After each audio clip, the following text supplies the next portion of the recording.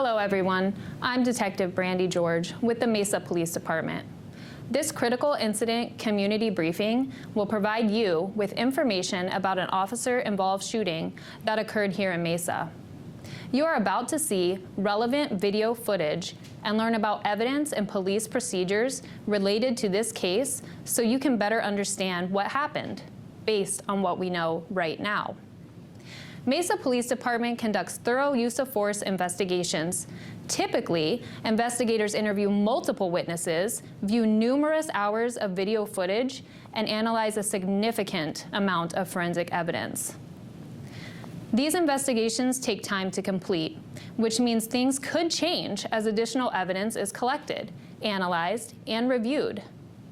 This video will not draw any conclusions about whether these officers acted consistent with our policy until all the facts are known and the investigation is complete.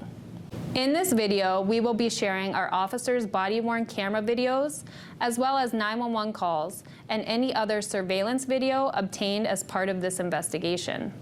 We do want to warn you, anytime a police officer uses force, the images and information can be graphic, disturbing, and difficult to watch, and the video may contain strong language. Viewer discretion is strongly advised, especially for young children and sensitive viewers. Hello, I'm Detective Richard Encinas with the Mesa Police Department's Media Relations Unit. On February 17th at around 2:43 a.m., a Mesa police officer was monitoring an overt camera system at Alma School and Main Street in Mesa.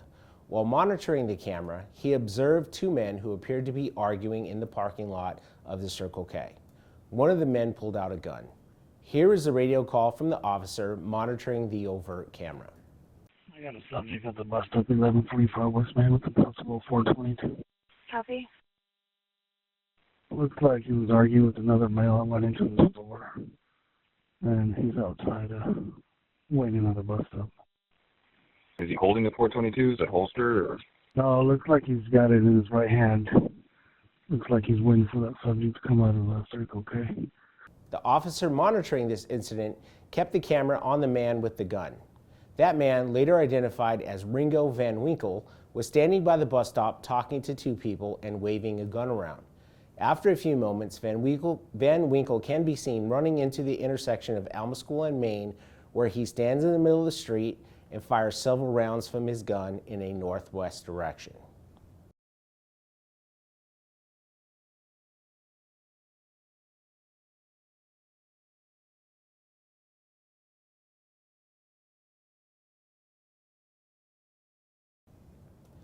After firing his gun in the intersection, Van Winkle runs back to the sidewalk and walks eastbound on Main Street when the first officer arrives and calls for him to get on the ground and drop his weapon.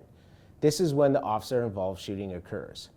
Here's the footage of the first officer's body-worn camera as he arrives at the scene. Get on the ground! Drop it!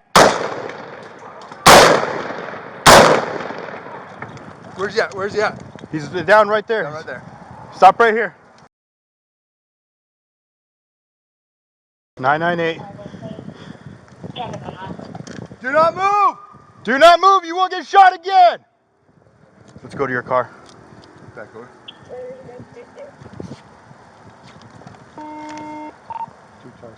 Stay down! Van Winkle falls to the ground and officers put together an immediate action team to approach him and take him into custody. Officers continue to ask Van Winkle to show his hands and fire a less lethal beanbag round. Hand! Put your hands up front! Other hand! Matt, are you going to take it? I'm going to send a beanbag.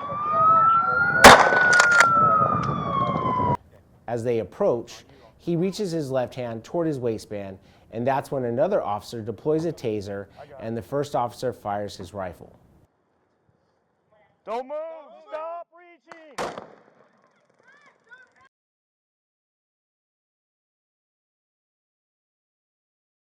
Once secured, officers begin life-saving measures. Medical personnel arrived and took Van Winkle to the hospital where he was pronounced deceased. During the investigation, a handgun was recovered near Van Winkle. At this point in the investigation, we know that one officer fired a total of 4 rounds with his rifle. He has been with the department for 7 years, and this is his second officer-involved shooting. The officer that fired a less lethal beanbag round has been with the department for 5 years. The officer that deployed his taser has been with the department for 5 years. All of the information and evidence in this case will be presented to the Maricopa County Attorney's Office for review. Thank you for taking the time to watch this critical incident community briefing.